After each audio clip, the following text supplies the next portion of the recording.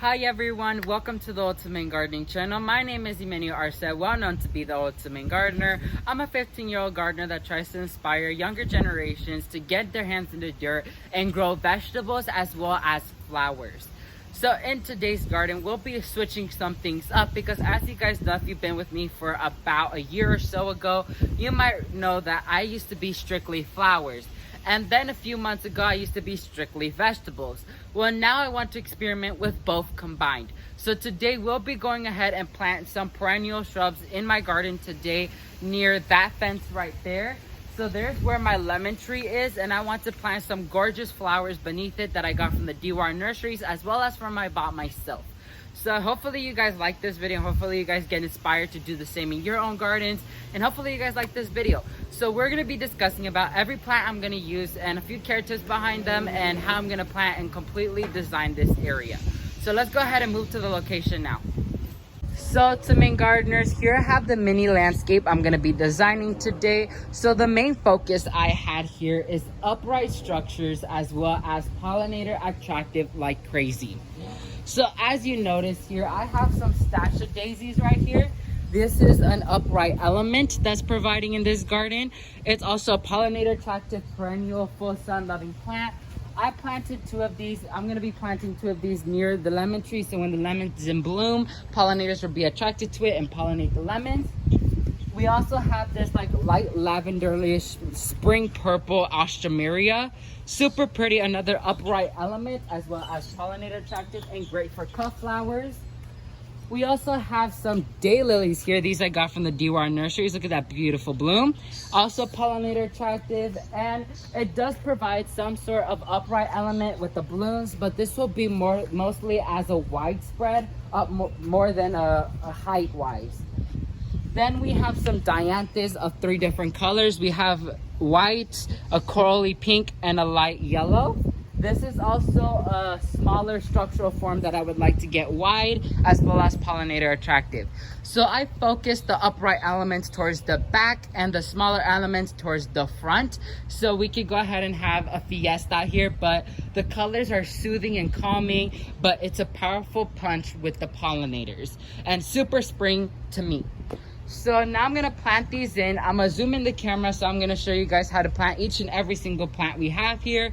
And then we're gonna go ahead and discuss about care tips once everything's planted and how I'm gonna care for this beautiful landscape. So to main gardeners, I made a hole already for my Ostrameria. So I'm only gonna show you guys how to plant one plant to every species we have. So in the hole, I'm gonna apply a handful of the Vermistera earthworm casting soda as a biostarter fertilizer. So then we're gonna take the plant out and see how that is such a good root system. And so I'm gonna go ahead and break that off a little bit so it could be introduced to its new home. Like so, not too much. And then I'm gonna position it the way I like it. Like so.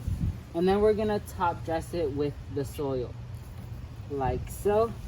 Push it in all the way around.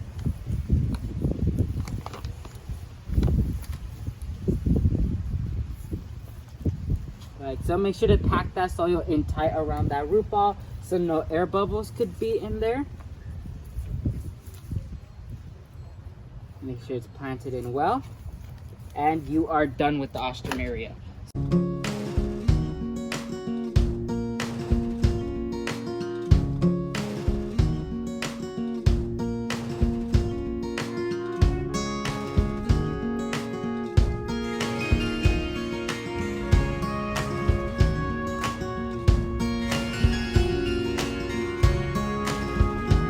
So to main gardeners, a few tips you need to learn when maintaining a raised bed like this. Number one, they have to receive 6+ hours of direct sunlight in order to thrive.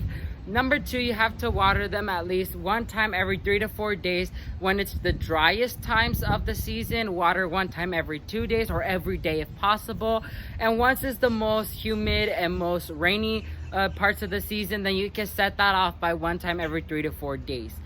So also fertilize, you want to fertilize about one time every 2 months for maximum production and for they can go ahead and thrive and do best in your garden. So that's going to be it for this exciting sprouting video, you guys. Once again, a huge shout out to the Dewar Nurseries for partnering with us on this video. And I am super glad to see how this raised bed came out to be. I love the colors and I absolutely love how this is going to turn out to be in the end. So thank you all so much for watching this video. If you learned something new, please leave a like down below. And while you're down there, please consider subscribing to show your amazing support towards the Ultimate Gardening channel. And please share with your friends and families to help other generations learn where the food comes from. But not only that, learn how to grow it. Thank you all so much for watching this video. And never forget to grow big, Ultimate Gardeners. Bye, guys.